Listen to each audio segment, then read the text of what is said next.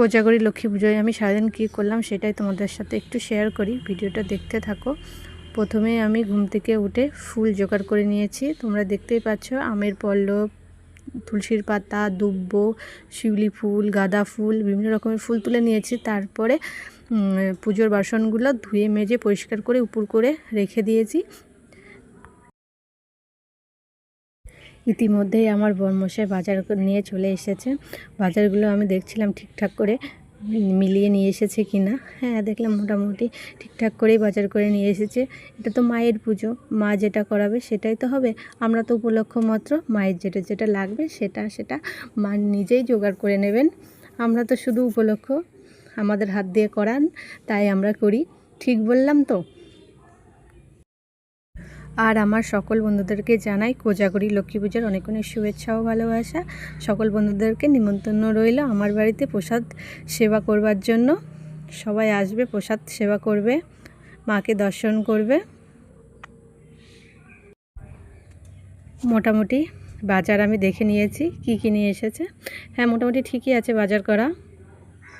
এত সব পুজোর জোগাড়যন্ত্রী আমি একা করিনি, আমার শাশুড়ি মা আর আমি দুজনে মিলে এই পুজোর জোগাড়যন্ত্রী করেছি। আমার শাশুড়ি মা আমার সাথে ছিল।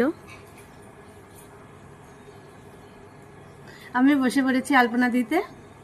এই দেখো, প্রথমে এই জল চোখটা দিয়ে শুরু করছি, কারণ এটাতে আড়ি বসবে, তার জন্য এটা প্রথমে দিতে হয় জল চৌকিতে আলপনা।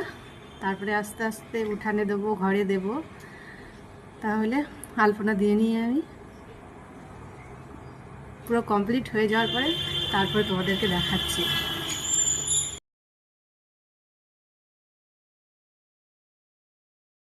আলপনা দিতে খুব একটা ভালো পারি না, যেরকম পারি সেরকমই তোমাদের সামনে একটু তুলে ধরলাম। তোমরা একটু কষ্ট করে দেখো। আমার প্রায় আলপনা দেওয়া হয়ে গেছে, লাস্টের দিকে আর একটু বাকি আছে। এই যে এবার পুরো আমার কমপ্লিট হয়ে গেছে আলপনাটা। আমি আর আমার শাশুড়ি মা দুজনে বসে পড়েছি নাড়ু পাকাতে। দেখো কি তাড়াতাড়ি নাড়ু পাকাচ্ছি, কেন বলো তো? কারণ এই নারকেলটা ঠান্ডা হয়ে গেলে নাড়ুতে আর পাক ধরবে না, তাই যত সম্ভব তাড়াতাড়ি নাড়ুটা আমরা পাকিয়ে নিচ্ছি দুজনে মিলে।